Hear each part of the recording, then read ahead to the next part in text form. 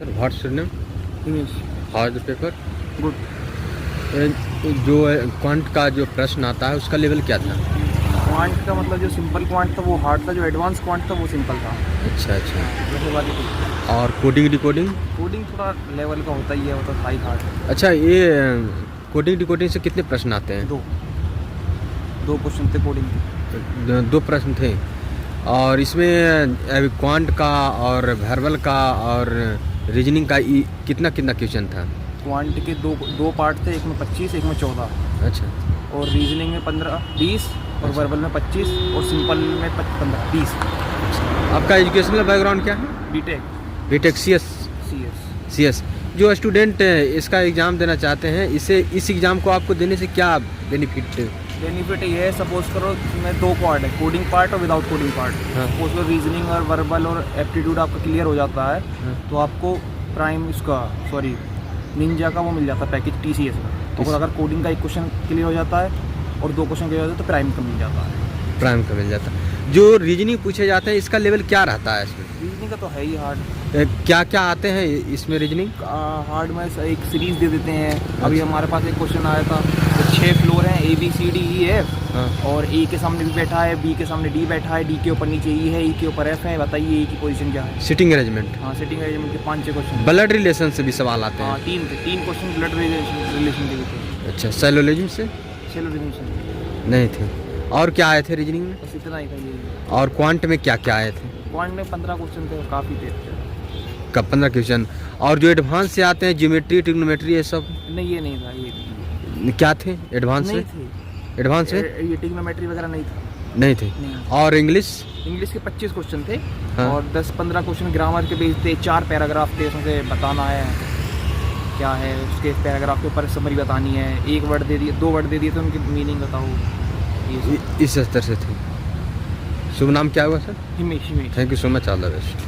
Hello ma'am, excuse me, how is the paper? was okay. How is the paper? Good. आपका किस post का paper था? TCS NQT था। NQT। तो इसमें बताइए, जो इंग्लिश का लेवल आता है कैसा है? नॉर्मल था, ज़्यादा हार्ड ही था। क्या आए थे? जैसे आर्टिकल से भी कुछ सवाल आए थे। आर्टिकल से प्रीपोजिशन, पैसेज थे। वगैरह। किस स्टोरी बेस्ड पैसेज थे? टेबल पे थे और डाइवर्सिटी ऑफ इंडिया और ये क्या कहते हैं जो सीरियल वगैरह, राइस फूड वगैरह। इंग्लिश के कितने सवाल आते हैं? 25। और मैथ? एडवांस जो आते हैं क्वांट, उसका लेवल क्या था? 14 क्वेश्चन आए थे और एडवांस ठीक था, टफ था, मीडियम था। मीडियम था। और रीजनिंग? ज़्यादा टफ नहीं, ठीक था, नॉर्मल था। ऐसा नहीं कि नॉर्मल था, बस कोडिंग थोड़ा सा हार्ड था, बस बाकी सब ठीक। और CS से? वही तो करूँ कोडिंग। हाँ, तो जो इसमें पूछे जाते हैं CS में कोडिंग डिकोडिंग के 2 क्वेश्चन था। हाँ, एक तो इजी था, एक मीडियम था। मीडियम था। इजी और मीडियम। अच्छा, जो स्टूडेंट इसे NQT का एग्ज़ाम देना चाहते हैं तो उनके लिए क्या कुछ कहना चाहिए? इससे क्या उनको बेनिफिट है? क्या भैया अपना तैयारी करते रहो, एप्टीट्यूड की तैयारी करते रहो। इस एग्ज़ाम को क्वालिफाई करने के बाद क्या बेनिफिट है? बेनिफिट ये है कि TCS में आपका तीन प्रोफाइल है, एक निंजा, डिजिटल और प्राइम। तो मैं क्वालिफाई हो जाओगे आप इंटरव्यू। हाँ, ये कि अच्छा होगा। इंटरव्यू के लिए इंटरव्यू सेलेक्ट होकर उसके बाद आपको इंटरव्यू देना पड़ेगा। उसमें सेलेक्ट होते तो आप कंपनी में एज एसोसिएट इंजीनियर या फिर सिस्टम इंजीनियर के लिए पोस्ट आपको मिलेगी। एजुकेशनल बैकग्राउंड आपका? BCA PCM से। आपका? वो सेम है, BC plus LC। Thank you so much, all the best. कैसा रहा पेपर? बढ़िया था सर। आपका एजुकेशनल बैकग्राउंड क्या है? MCA। ये किस पोस्ट का पेपर था? किस पोस्ट का पेपर था आपका? TCS NQT का। हाँ। इसमें जो आपका जो CA से सवाल आते हैं, इसका लेवल क्या था? CA computer science coding decoding से सवाल था? मिड लेवल था, बट इसका कंपाइलर में कुछ इशू था, सही से कंपाइल नहीं कर पा रहा था। रिटन टेस्ट भी तो नहीं चल रहे थे। क्वांट के सवाल कितने आए थे? 24 थे ना। और रीजनिंग? 25 थे। रीजनिंग 20। रीजनिंग 20। हाँ। एक एडवांस और इसमें फाउंडेशन वाले में लेवल क्या था? लेवल सही था भाई। क्या क्या पूछे गए थे रीजनिंग में? अरे रीजनिंग क्वेश्चन भाई, मतलब वही डिफिकल्टी लेवल थोड़ा थी इसमें। एडवांस से क्या आते हैं प्रश्न? ज्योमेट्री से भी कुछ सवाल आए थे। हाँ, आए थे। ट्रिग्नोमेट्री, रीजनिंग में क्या क्या आए थे? ब्लड रिलेशन, सेलुलोज में हाँ यह सब आता।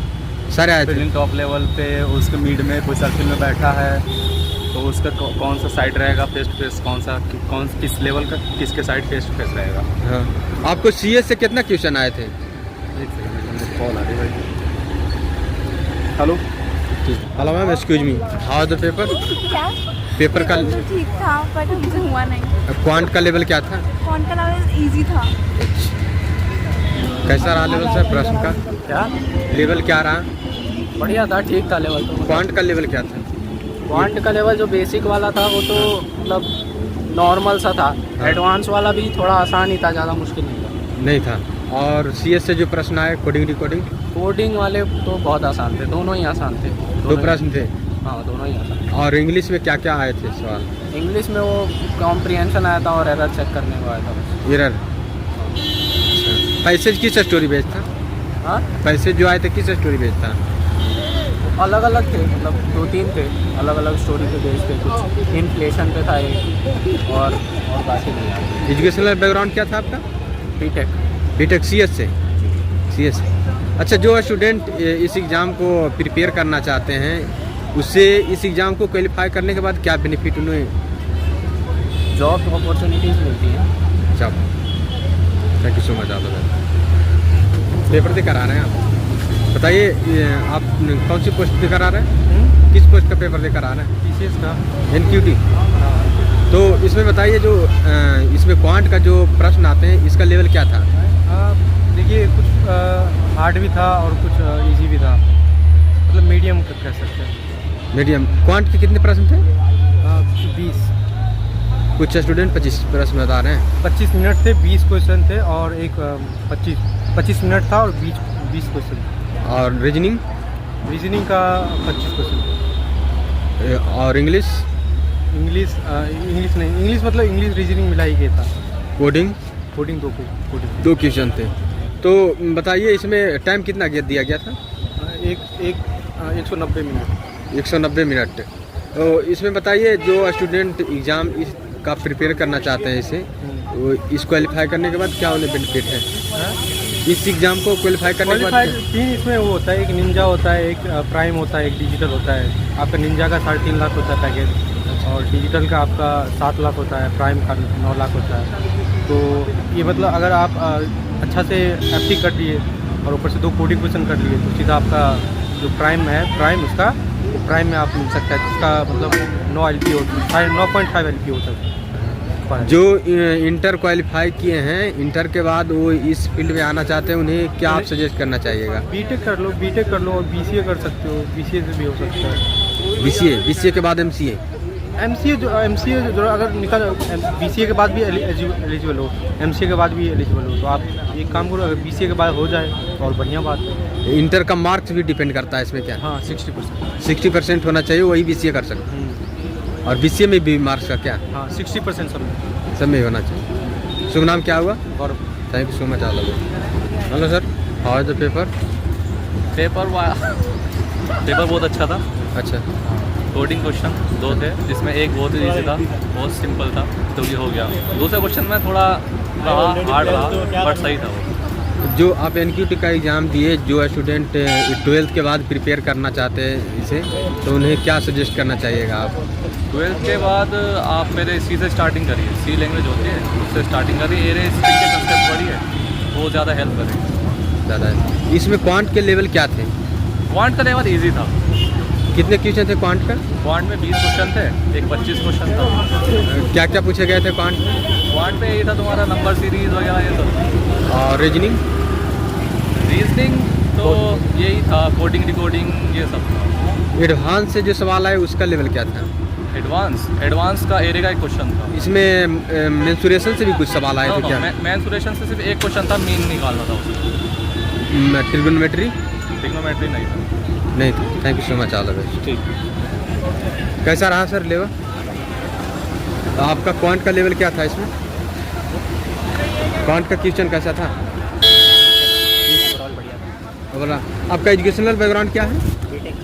बीटेक में कौन से ब्रांच? Computer science. आपका इसमें जो स्टूडेंट एग्ज़ाम 12th के बाद देना चाहते हैं फ्यूचर डिसाइड करना चाहते हैं उनके लिए क्या सजेस्ट करना चाहिएगा आप? यही करना चाहूँगा कि अच्छे से मेहनत करें, जेई वगैरह निकालो, कॉम्पिटिटिव एग्जाम्स वगैरह।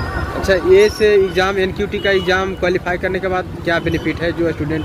एनटीटी का एग्ज़ाम निकालने के बाद उनकी तरफ से जॉब अपॉर्चुनिटीज़ वगैरह को लेकर वो होगा, कंसल्टेंसी रहेगी और जॉब मिलेगी, ऑफर आएंगे उन्हें, उसके रिलेटेड उसके अच्छा, इसमें सीएस से कितने सवाल आए थे? सारे सीएस के ही थे मेजरली, बाकी जो एप्टीट्यूड वगैरह रहता है एप्टीट्यूड और इंग्लिश वगैरह का भी था, एप्टीट्यूड का ही पार्ट रहता है, रीजनिंग वगैरह। सीएस से कितने सवाल थे आपके? गिनती तो नहीं है, बट ऑलमोस्ट 50% तो उसी का रहता है, मेन वही रहता 50%, 50% और 50% में क्या रहता है? जैसे सीएस से 50% और क्वांट, रीजनिंग और इंग्लिश, ये सब कितने परसेंट में थे? है। ऐसा था। Thank you so much, all the best.